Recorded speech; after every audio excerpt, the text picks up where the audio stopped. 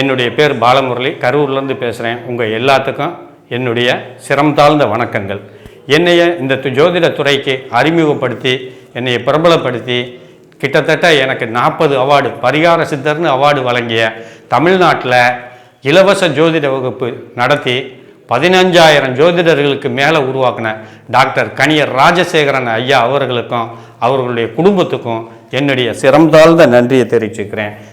இன்றைக்கி நாம் சனிப்பெயர்ச்சி பலன்களை 12 ராசிக்கு நம்ம பார்க்க போகிறோம். நல்லா இருக்கும், எல்லாம் பாருங்கள். உங்களுக்கு பிடிச்சிருந்தது அப்படின்னா நிறைய பேர்த்த பார்க்க சொல்லுங்கள், நிறைய பேர்த்துக்கு நன்மை கிடைக்கும். இதை கண்டிப்பாக பாருங்கள். உங்கள் வாழ்க்கை உங்கள் கையில், கண்டிப்பாக உங்கள் வாழ்க்கை வெற்றி அடையும்.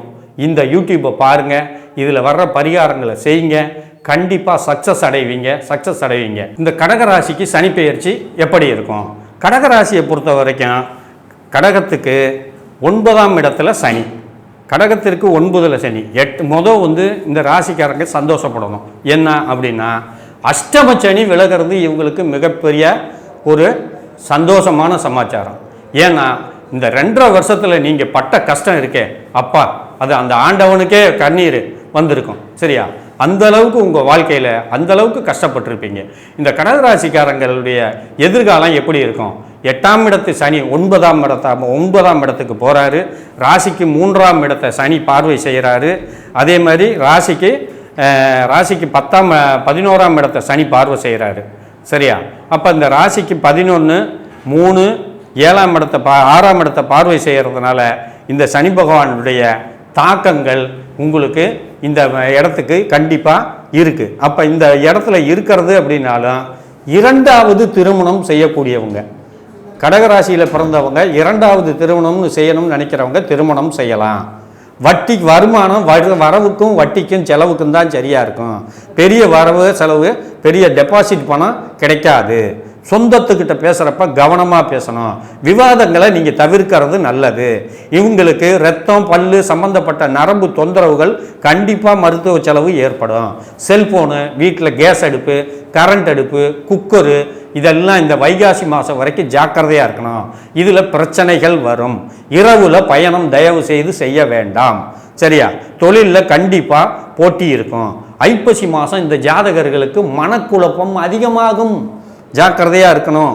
கோவில் வழிபாடுகள் பண்ணணும்.